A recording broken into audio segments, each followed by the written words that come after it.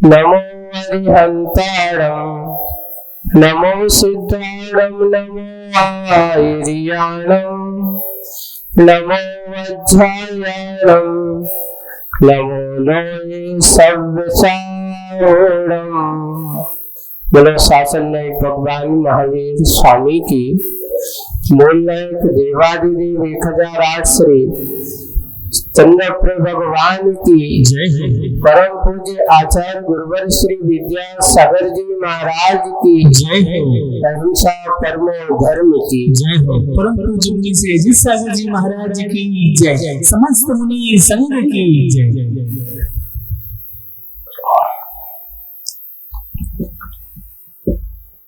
इंद्र का प्रकटकरण हुआ इंद्रधनुष के रूप में। बादलों का संयोग बना और इधर धूप ने, प्रभाकर ने अपना प्रभाव दिखाया तो सामने एक इंद्रधनुष की अच्छी विशाल रचना हुई। अब इंद्रधनुष की रचना किसके निमित्त से हुई? तो बोले कि सूर्य के निमित्त से हुई और बादल का संयोग मिल गया, सामने इंद्र खड़ा हो गया एक इंद्रधनुष के रूप में। आकाश में एक विशेष विशाल इंद्रधनुष का आकार बन चुका है। अब आज की मुखमाटी में उसी प्रसंग को बहुत अच्छे से विस्तृत करते हुए एक नई बातों को कहा जा रहा है। चलते हैं पेज नंबर 246 निकाल लेंगे। आज इंद्र का पुरुषार्थ है। आज इंद्र का पुरुषार्थ सीमा को छू रहा है। दाहिने हाथ से धनुष की डोरी को दाहिने कान तक खींच रहा, खींच कर निरंतर छोड़े जा रहे हैं तीखे सूची मुखी बाणों से। अच्छा, जब भी कोई धनुष होता है तो हाथ से अपने क्या दाहिने हाथ से धनुष की डोरी को दाहिने कान तक कितनी खींची जा रही है। ऐसा हाथ में लेकर के धनुष को दाहिने खींचने का काम दाहिने हाथ से हो रहा है और ऐसा पकड़ करके कान तक इतना उसका तनाव दिया जा रहा है और दाहिने कान तक खींच करके निरंतर छोड़े जा रहे हैं तीखे सूची बाण। सूची मुखी का अर्थ पहने अच्छे, सूची मुखी का अर्थ है तीखे और सूची अनुसार बिल्कुल बने हुए अच्छे भाले की तरह सूची मुखी बाण। और उन बाणों से उनको फेंका जा रहा है, वहां पर निरंतर छोड़ा जा रहा है तीखे सूक्ष्म मुखी बाण। छिदे जा रहे हैं, भेजे जा रहे हैं, उनको छेदे जा रहे हैं और भेदे जा रहे हैं। विद्रूप विदीर्ण हो रहे हैं बादलों दलों के बदन सब। यानी वो इंद्रधनुष सामने खड़ा हुआ है, हाथ में बाण जैसा लिए हुए है, वो धनुष लेकर के बाण छोड़ रहा है और उन बादलों के प्रभाव को कम करने के लिए बाण छोड़े जा रहे हैं। बादलों के बदन सब कैसे हो रहे हैं? तो कहते बरबर मरबर सी आई हो स्थिति उनकी, हो आई स्थिति उनकी। बरबर अर्थात अब कुछ करने लायक नहीं है, मरमर यानी मरने जैसी स्थिति हो गई,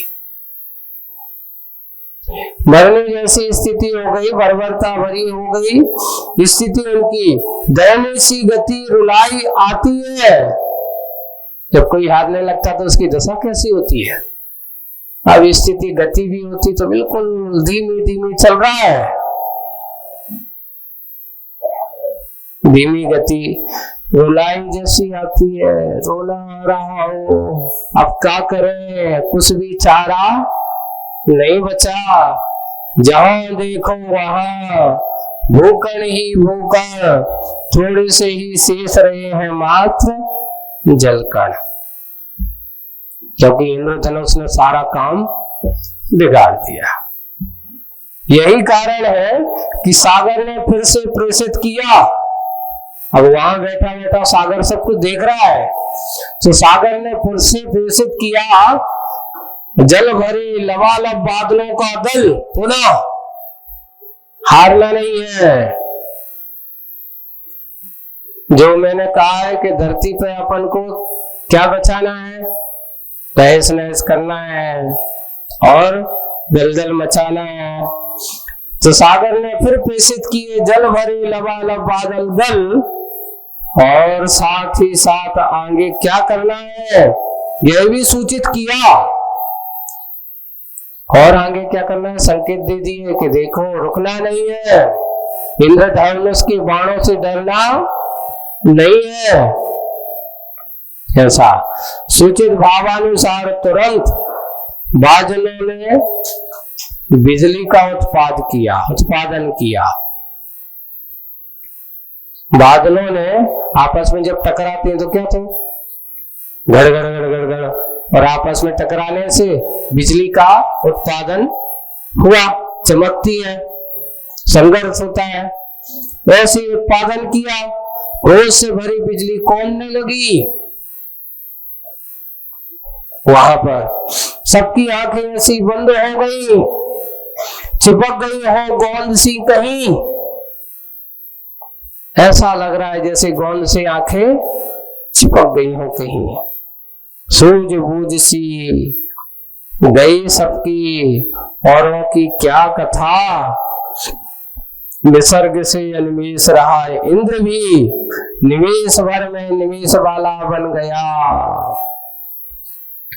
उनकी देख करके निसर्ग से अनिमेष रहा। अनिमेष का अर्थ होता है, देखो अपन जब पलक झपकते ना तो आंख बंद हो जाती, तो अनिमेष दृष्टि हो गई, बंद हो गई।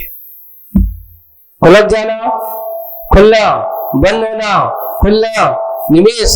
एक पलक, इसको जिसने में अपनी पलक झमकती उसको उस क्षण के उसने काल को एक निमेष कहा। तो उसको क्या कहा जाता है, जितने काल में आपके पलक चमकने का समय, जैसे एक पलक से दूसरी पलक का जितना अंतर है, उस अंतर काल को निमेष काल का निमेष है। ऐसे निमेष तो निसर्ग से अनिमेष रहा इंद्र, देखता रहा। पलक झपकना जब कोई आश्चर्य भरी देखती होती ना, तो अपन आंखें बिल्कुल खुली की खुली रह गई, ये क्या हो रहा है। अनिमेष दृष्टि इसको कहा जाता है। पलक झपकना बंद, बिल्कुल खुली की खुली रखी है आंखें। ऐसी अनिमेष दृष्टि इंद्र भी निमेष भर में निमेष वाला बन गया।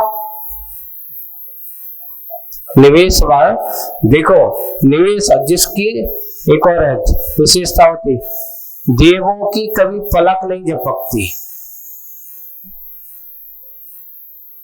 केवली की इनकी विशेषता है। अरहंत भगवान की कभी पलक नहीं झपकती, देवों की कभी पलक नहीं झपकती। ये पलक झपकना ये अपना काम है, ये छद्मस्तों का काम है। जब केवल ज्ञान हो जाता है तो हमारे भगवान की पलक झपकना सब कुछ बंद हो जाता है। कारण क्या है पलक झपकने का?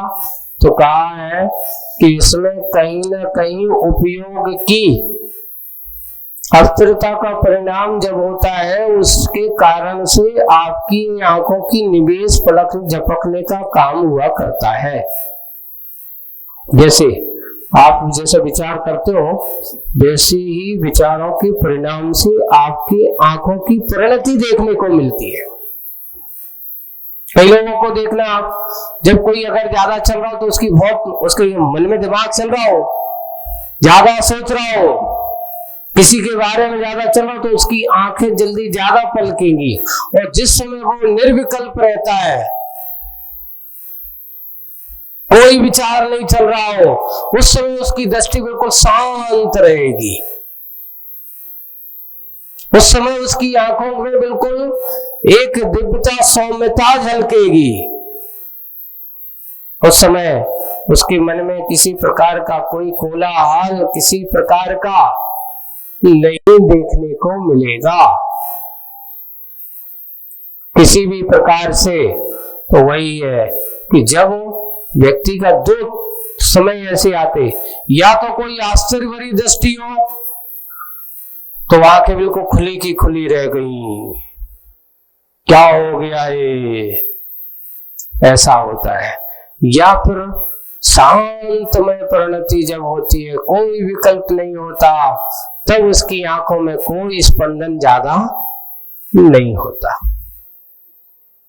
लेकिन जब विचारों में हुआ फूट चलती है, कोई ज्यादा क्या करना है, कैसे करना है, किसके पास जाना है, कौन से बात करना है। एक और है, व्यक्ति बाहर के बात करे ना करे, पर अपने मन से बात तो बहुत सारी करता है। आप लोग करते हो कि नहीं करते हो? जब मन में कोई किसी काम करना हो, अब अपन को वहां जाना है, अब उससे वैसी बात करना है, उससे ये इतना ये सौदा करना है, उससे इस प्रकार का लेन देन करना है, उससे इस प्रकार का ये सामान देना है, उसके यहाँ से ये सामान लेना है, कितना मन चलता है। लोग कहते हैं कि वचनों से आदमी कम बोलता है, लेकिन मन से जितना बोलता है उतना तो वो मन से वचनों से कभी बोलता ही नहीं है। एक बार आचार्य जी ने कहा था, काश अगर एक ऐसा, जैसे अभी आजकल कंप्यूटर आ गया ना कि अपन जितना है लिखते जाओ तो वो टाइप करके दे देता है। अब आने वाला समय ऐसा भी आने होगा कि अब ये धीरे धीरे पहले टाइप कर देते, अब क्या हो गया, अब तो बोलते जाओ, वो उधर क्या करता चला जाता है, टाइप करते जाएगा। कहीं ऐसा कंप्यूटर भी आ गया कहीं अभी कि जो तुम सोचो मन में, अब वो टाइप हो जाए।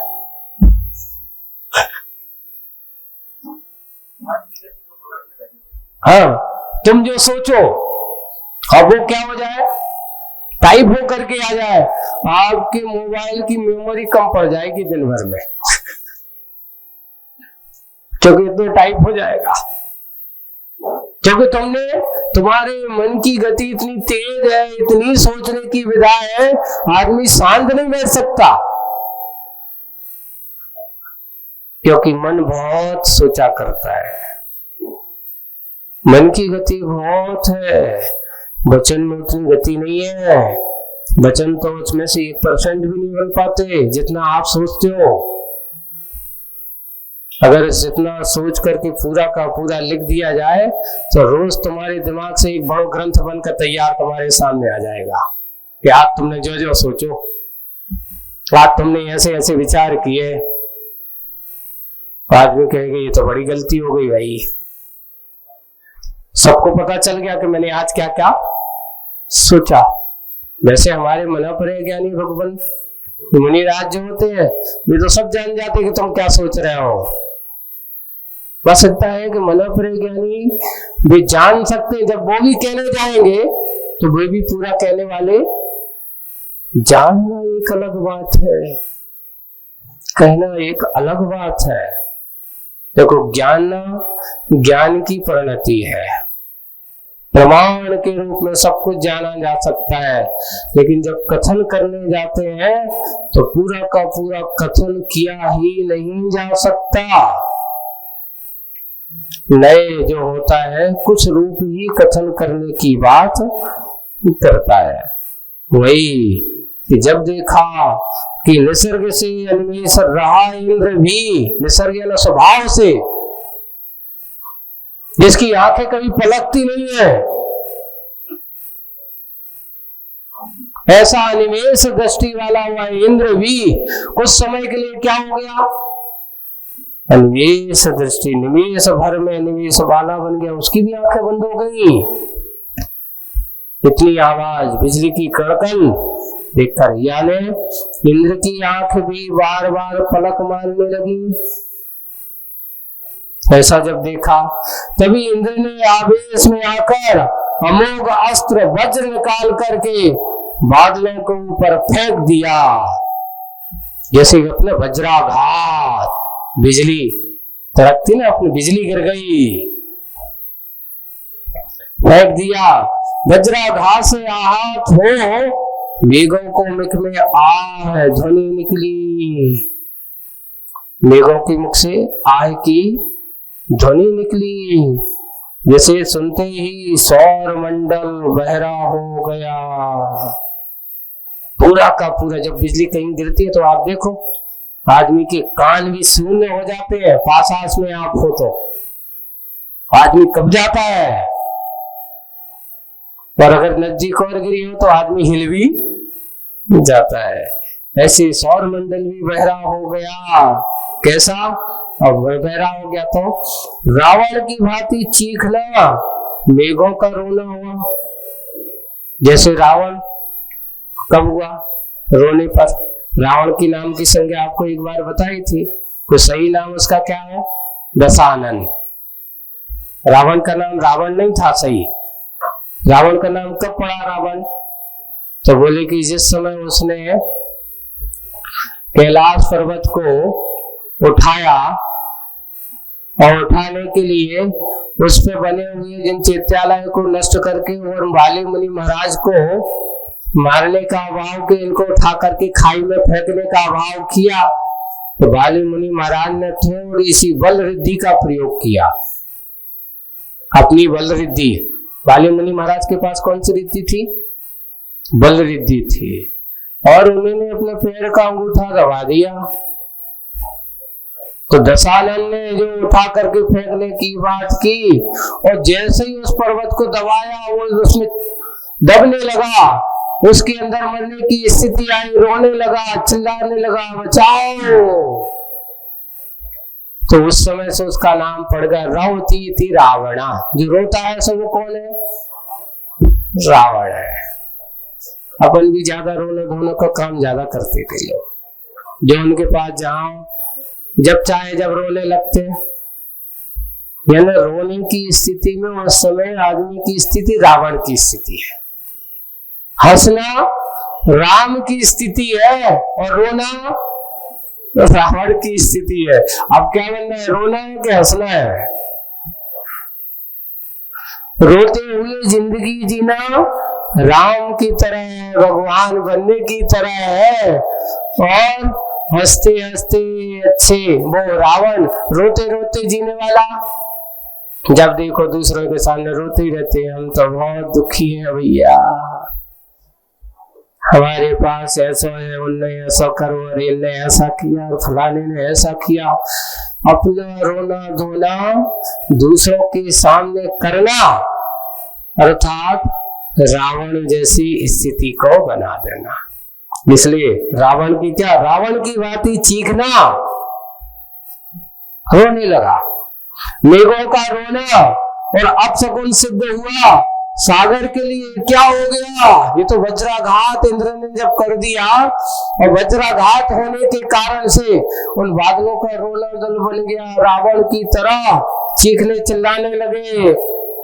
अपशकुन सिद्ध हुआ सागर के लिए, और आग उगलती बिजली की आंखों में भूरी भूरी धूली कण घुसकर दुख देने लगे।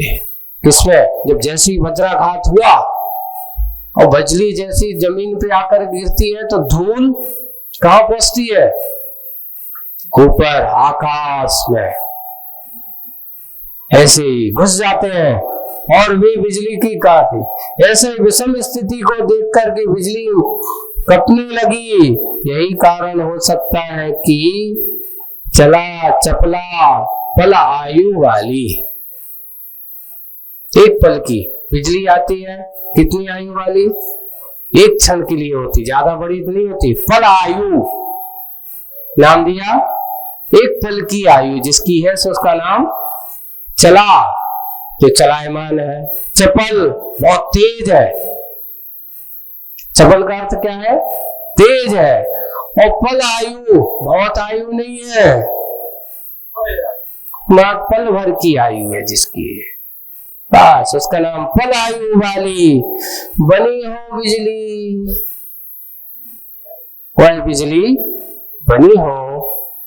इस दुर्घटना को देख तुरंत सागर में पुनः सूचना मिलती, सागर से पुनः सूचना मिलती है और वो अपनी रणनीति, अब यहाँ से जब युद्ध चल रहा है वहां से वज्राघात हो गया, अब यहाँ से वज्राघात हो गया तो सागर में फिर वहां अपनी, यहाँ देखिए युद्ध चल रहा है प्रकृति का और बादल और सागर का, बादलों को निमित्त बना करके और इंद्रों के बीच में ऐसा, तो सागर से पुनः सूचना मिलती है भयभीत बादलों को कि इंद्र ने अमोघ अस्त्र चलाया है, तो तुम रामबाण से काम लो। कैसे काम लो? उसने क्या चलाया है? अमोघ शस्त्र, और जब अमोघ शस्त्र चलता है तो उसको प्रतिकार करना है तो एक ही है, तो कहते ये रामबाण पहुंचती है। बोले कि अब तुम क्या करो, उसका प्रतिकार अगर कोई है तो एक राम बाण में ही है और किसी बाण में नहीं है, राम बाण से काम लो। अच्छा, पीछे हटने का मत नाम लो, पीछे हटने का मत नाम लो, ईंट का जवाब पत्थर से दो, ईंट का जवाब पत्थर से दो, विलंब नहीं, अविलंब ओलावृष्टि करो। अब पानी नहीं, अब क्या हो जाओ तुम सब सघन हो जाओ। अब पानी से काम चलने वाला नहीं है, सब अविलंब ओलावृष्टि करो, उपल वर्षा, जैसे पत्थरों की क्या हो रही हो, उपल है ना पत्थर होता है, ऐसे बन जाओ और अब तुम जाकर के धरती पर तहस नहस करना है। उपल वर्षा करो, उपल वर्षा, ओलावृष्टि करो, उपल वर्षा। लो, फिर से बादलों की स्फूर्ति आई, क्योंकि निर्देश मिल चुका है, वे सारे के सारे बादल पुनः अच्छी स्फूर्ति यानी ताजगी आ गई, स्वाभिमान सचेत हुआ, फूलों का उत्पादन प्रारंभ, फूलों का उत्पादन प्रारंभ। सो ऐसा लग रहा है उत्पादन नहीं, ये तो उद्घाटन, अनावरण हुआ है किसका? अपार भंडार का। कहीं लगता है कहां भरा था ये भंडार, ऐसा ऐसा उत्पादन नहीं, ये तो ऐसा लग रहा है जैसे कहीं का कोई उद्घाटन हुआ हो, अपार भंडार का कहीं, ऐसा भंडार। तभी अब क्या हुआ? लघु गुरु अणु महा, कोई छोटा है, लघु यानी छोटा है, गुरु यानी बड़ा है, कोई अणु यानी छोटे अणु के समान है, कोई महा बड़ा है, कोई त्रिकोण चतुष्कोण वाले तथा कोई पंच पहलू वाले, भिन्न भिन्न आकार वाले, भिन्न भिन्न भार वाले, गोल गोल सुडोल ओले, क्या कहें क्या बोले, जहां देखो वहां ओले, जहां देखो वहां ओले, सौर मंडल भर गया, पूरा का पूरा सौर मंडल ओलों से भर गया। सो यह लेखनी तुलना करने बैठी, यानी लेखनी अब क्या, जब सौर मंडल ओलों से भर गया तो लेखनी क्या तुलना करने बैठी? सौर और भूमंडल की ऊपर अणु की शक्ति काम कर रही है तो नीचे मनु की शक्ति विद्यमान है। ऊपर क्या है? अणु की शक्ति है। देखिए आचार्य ने उस समय परमाणु परीक्षण हुआ था, जब मुखमाटी लिखी गई ना, तो उस समय कुछ समय पहले परमाणु परीक्षण, इस समय इंदिरा गांधी का शासन काल चल रहा था, तो इस समय परमाणु अस्त्र का परमाणु परीक्षण किया गया था। तो मुखमाटी में तात्कालिक परिस्थितियों के बारे में भी लिखा गया है। तो वहां पर तो ऊपर परमाणु परीक्षण है बड़े बड़े अस्त्र शस्त्र यहाँ ऊपर अणु की शक्ति का काम कर रही है, तो इधर नीचे मनु की शक्ति यानी मनुष्य के मन की शक्ति काम यानी शक्ति विद्यमान है। ऊपर यंत्र घुमड़ रहा है, नीचे मंत्र गुनगुना रहा है। एक मारक है और एक तारक है। मनु की शक्ति तारक होती है, पर ऊपर अणु की शक्ति मारक होती है। आज अस्त्र शस्त्र जो परमाणु अस्त्र शस्त्र है, ये क्या है? सारे के सारे अणु की ही अपने यहाँ ये लोग परमाणु कह देते हैं, उसका नाम है। एक मारक है, एक विज्ञान है जिसकी आजीविका तर्कणा है, और एक आस्था है जिसकी आजीविका की चिंता नहीं होने ऐसा। और एक अधर में लटका है, उसे आधार नहीं पैर टिकाने। और एक धरती की शरण मिली है, यही कारण है ऊपर वाले के पास केवल दिमाग है, चरण नहीं है। परमाणु अस्त्र शस्त्रों के पास क्या है? दिमाग है पर चरण नहीं। और चरण नहीं, हो सकता है दीमक खा गई हो उनके चरणों को। देखो आज तक कोई भी परमाणु अस्त्र शस्त्र जितने भी बने हैं, वे कभी ये सोचते कि अरे भैया ये छोटा है, इसको गरीब आदमी है, इसके ऊपर एक दुख हो जाएगा। वो नहीं देखता, कोई भी हो, तुम तो आओगे, हम तो क्या करेंगे तुम्हारा। वहां कोई दया नहीं, वहां चरण है ही नहीं है। वहां किसी से दीन दुखी आए दिन अभी देख रहे हो, आए दिन ये 15-20 दिनों में कितना तहस नहस, हजारों की संख्या उन्होंने लिखा, कम से 15 से 20 हजार मकान, बड़ी बड़ी बिल्डिंगें तहस नहस हो चुकी है। 8 से 10 हजार आदमी उस परमाणु अस्त्र शस्त्र की चपेट में आकर के अपनी जीवन लीला समाप्त कर चुके हैं। पूरा नगर कैसा हो गया? सब कुछ वीरान ही वीरान है। ऐसी ये अस्त्रों शस्त्रों की दृष्टियां देखते हैं। ये युद्ध की नीतियां हैं। युद्ध में आदमी का संहार ही होता है, संहार नहीं होता। लेकिन लोग सोचते हैं कि अपने आप को बनाने के लिए युद्ध एक उपाय है। युद्ध कभी भी आपके लिए बनाने का उपाय नहीं हो सकता। जन धन और अपना धन सब कुछ लुट जाता है, सब कुछ बर्बाद हो जाता है। अभी लोग सोचते हैं एक एक अस्त्र जो आज आप लोग देखते हो कि एक बार एक बमबार्डिंग करते हैं तो एक बमबार्डिंग में कितने लोगों की जीविका जाती है। सुनने में आया कि एक बम की कीमत कितनी होती है मालूम है? एक बम की एक बार पटकने से अगर चाहे तो उसमें एक परिवार पूरा अपना जीवन आजीविका के साथ जीवन बिता सकता है। एक सामान्य परिवार जो मजदूरी करता है, अपना कमाता है, जितना वो अपने जीवन भर में कमाएगा नहीं, उतना तो एक बार की एक बम बार्डिंग में जाकर के एक जो गिरता है उतना खर्च होता है मात्र एक बम बनाने में। और ऐसे हजारों बम जहां गिराए जा रहे हो, तहस नहस किया जा रहा हो, धनहानि जनहानि, जहां देखो वहां हानि ही। एक मकान बनाने में कितना समय लगता है, कितना समय व्यतीत हो जाता है, एक 2-2 साल लग जाते हैं। और एक बम गिरा, कितना मिनट लगा? 1 मिनट में सारा का सारा 1-2 साल की मेहनत। बड़ी बड़ी मल्टियां हैं, इंडिया उसमें दिखा रहा था न्यूज में, एक बार उन्हें लगाया बम, सारी के सारी ऊपर से नीचे तक धराशायी।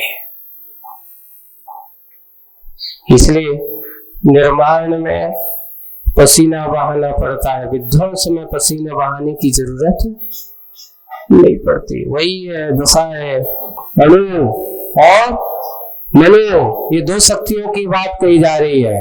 एक अणुशक्ति है और एक मनो की शक्ति है। मनुष्य के पास वो शक्ति है। एक तारक है, एक मारक है, एक विज्ञान है, एक आस्था है। ये विशेषता दी जा रही है। केवल दिमाग है, लेकिन जो धरती है ऊपर है, जो विज्ञान है वो तो कैसा है, अधर में लटका है। केवल दिमाग है, चरण नहीं। हो सकता है दीमक खा गए हो चरण उनके चरणों को नीचे वाला चलता भी है, प्रसंग पर ऊपर चढ़ भी सकता है। जिसके पास चरण है वो चलता भी है, और अगर जरूरत पड़े तो चढ़ भी ऊपर सकता है।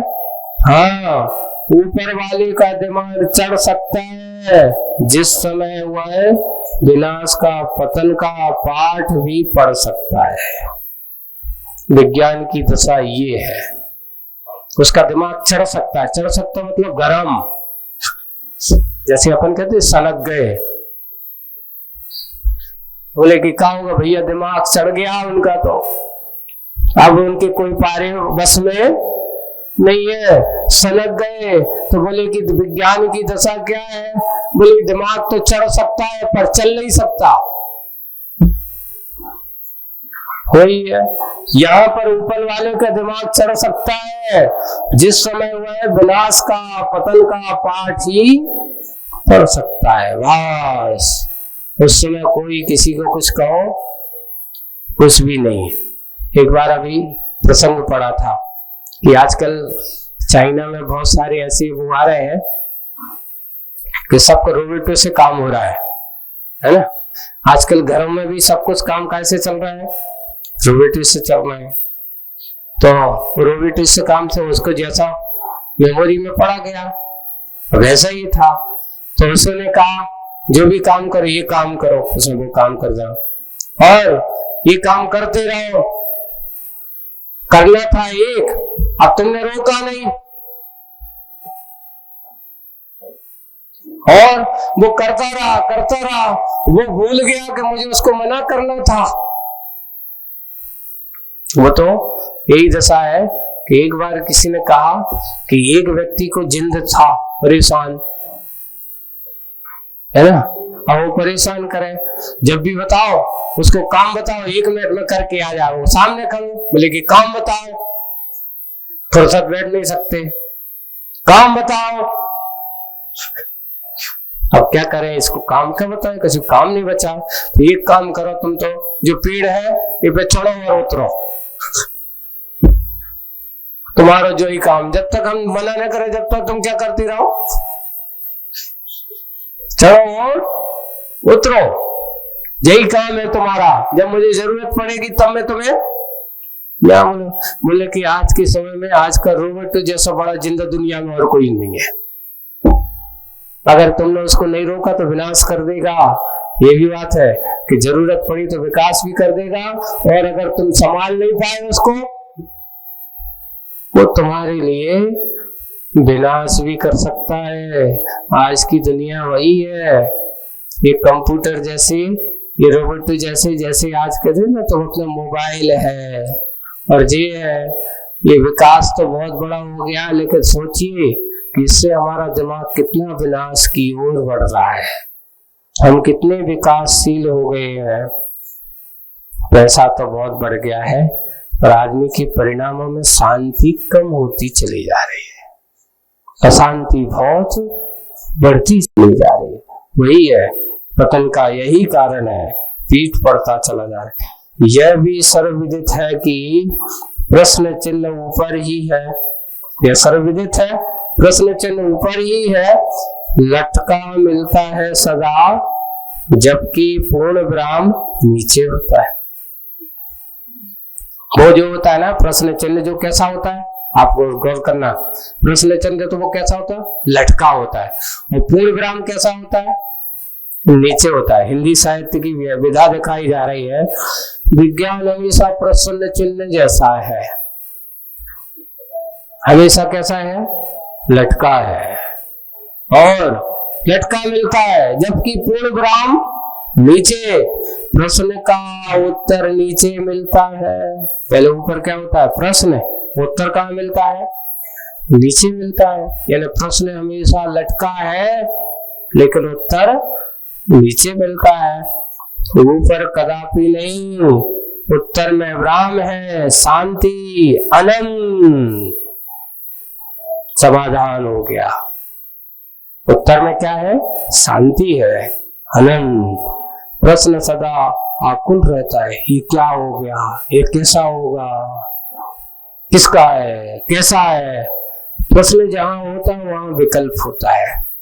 उत्तर से अनंतर प्रश्न नहीं उठता, और जहां उत्तर हो गया, मिल गया, अब प्रश्न खड़ा ही नहीं होता, प्रश्न नहीं उठता।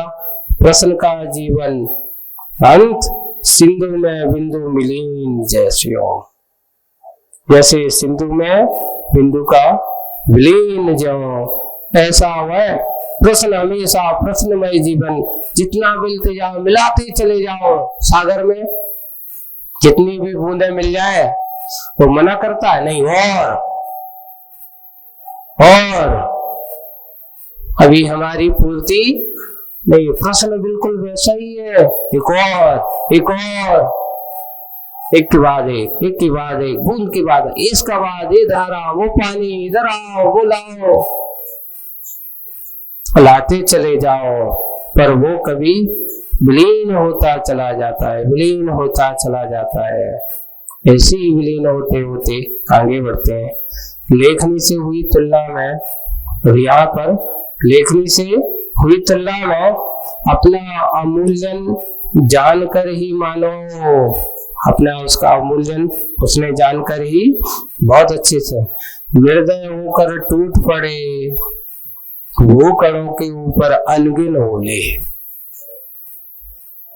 निर्दय होकर के टूट पड़े, गिर रहे हैं, अनगिन ओले प्रतिकार के रूप में अपने बल का परिचय देते, मस्तिष्क के बल भूकणों में भी ओलों की टक्कर देकर उछाल दिए शून्य में।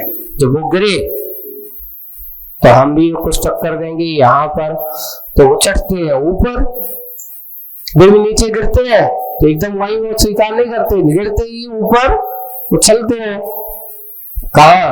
ऊपर की और मस्तिष्क के ऊपर कणों ने ओलों को टक्कर देकर उछाल दिए शून्य। शून्य का अर्थ यहाँ पे आकाश में, शून्य में यानी आकाश में बहुत दूर धरती के कक्ष के बाहर। जैसे कैसे उछाल दिए? जैसे उस समय आर्यभट्ट रोहिणी आदि को उपग्रह को उछाल देता है यथा प्रक्षेपास्त्र। जैसे उस समय आचार्य सिंह ने जब मुखमाटी लिखी तो उस समय जो उपग्रह छोड़े गए आकाश में, किसके? प्रक्षेपास्त्र की है, जिसका नाम था आर्यभट्ट। एक उस समय जो लिखा हुआ सन आचार्य सिंह ने 84 में लिखना या 88 में लिखना चालू किया, नहीं 84 में मुखमाटी। उस समय उनके शासन काल में कौन सा प्रक्षेपास्त्र किया गया था? आर्यभट्ट। एक रोहिणी नाम का प्रक्षेपास्त्र हुआ। आगे उपग्रह को उछाल देता है जैसे प्रक्षेपास्त्र, यहां से प्रक्षेपास्त्र से उठा लेता है। ऐसे ही उनको ओलों को इस धरती के करण प्रक्षेपास्त्र आकार में उछाल दिया। इस टकराव से कुछ ओले तो पल भर में फूटकर बहुभाग में बट गए। इतना बड़ा आया था, जैसे ही गिरा और गिरते ही टूट करके कैसे हो गए? बहुभाग में बट गए। और वह दृश्य ऐसा प्रतीत हो रहा है कि परिमल पारिजात पुष्प पंखुड़ियां ही मंगल मुस्कान बिखेरती नीचे उतर रही हो, धीरे धीरे जो स्वर्ग से बरसाई गई। देवों से धरती का स्वागत अभिनंदन है, ऐसा लग रहा है कि वहां से गिरी टूट करके भी पंखुड़ियां, जैसी पंखुड़ियां बरसाते हैं ना स्वागत सत्कार में, ऐसे लग रहा है धरती का जैसे स्वागत और सत्कार है। कुछ लोगों को पीड़ा ना हो यह विचार कर मानो उन्हें मस्तिष्क पर लेकर उड़ रहे हैं भूकंप, उनको मस्तिष्क पे लेकर के, और भूकर्ण कैसे है, उड़ रहे हैं, यानी धरती के कण। सो ऐसा लग रहा है कि, कैसा लग रहा है कि देखिए पूरा का पूरा मुखमाटी में सारी कथाओं का चित्रण मिलेगा आपको। बोले कि कैसा लग रहा है, जैसे हनुमान अपने सर पर हिमालय ले जा रहे हो। जैसे हनुमान जी अपने सिर पर सफेद सफेद सब मिलकर के पूरी धरती सफेद हो गई है। ऐसा लग रहा है जैसे हनुमान अपने सिर पर हिमालय ले उड़ रहा हो, उड़ रहा हो। घटना का यह क्रम घंटों तक चलता रहा। लगातार इसके सामने ऐसा, देखो उस समय एक और अभियान चलाया गया था, स्टार वार। मालूम है कहाँ हुआ था? उस समय एक बहुत बड़ा युद्ध हुआ था, स्टार वार के नाम से ही। उसमें पंजाब को और इसके कुछ उस समय तात्कालिक शासन प्रशासन ने एक अभियान, वहां कुछ अकालवादी है इसमें कहना चाहिए ना, कुछ अलगाववादी है, सो आपस में झगड़ा हुआ, तो उस समय स्टार वार चलाया इनको सफाया करने के लिए। तो ये उस समय स्टार वार की भी समूह आ गया। घंटों तक चलता रहा लगातार सामने स्टार वार, जो इन दोनों चर्चा का विषय बना है, जो इन दोनों किसका विषय बना है, चर्चा का विषय बना है। विशेष महत्व नहीं रखता, ऊपर घटती हुई घटनाओं का अवलोकन खुली आंखों से कुंभ समूह भी कर रहा है। ये जो नीचे उसके आंगन में, कुंभकार के आंगन में रखे हुए हैं, वे कुंभ समूह भी कर रहा है। पर कुंभों के मुख पर भीति का लहर वैसे में नहीं, सहज साक्षी भाव से बस सब कुछ संवेदित है। सरल गरल सकल और सकल सब इस पर विस्मय की बात है। तो यह है कि एक भी ओला नीचे आकर कुंभ को भग्न नहीं कर सका, उनको मिटा नहीं सका। ये देखो, ये घटना देखी, आंखें खुली आंखें, कुंभकार और कुंभों की समूह में, और कुंभों के मुख पर भीति, कोई डर नहीं है, कोई लहर वैसे भी बिल्कुल किसी प्रकार की विषमता नहीं है। सहज साक्षी भाव से बस सब कुछ संवेदित है, सब देख रहे हैं, संवेदन कर रहे हैं। सरल है गरल है, बिल्कुल सरल और बिल्कुल गरल, बिल्कुल पानी जैसा पतला। सकल सब कुछ, और सकल सकल सब।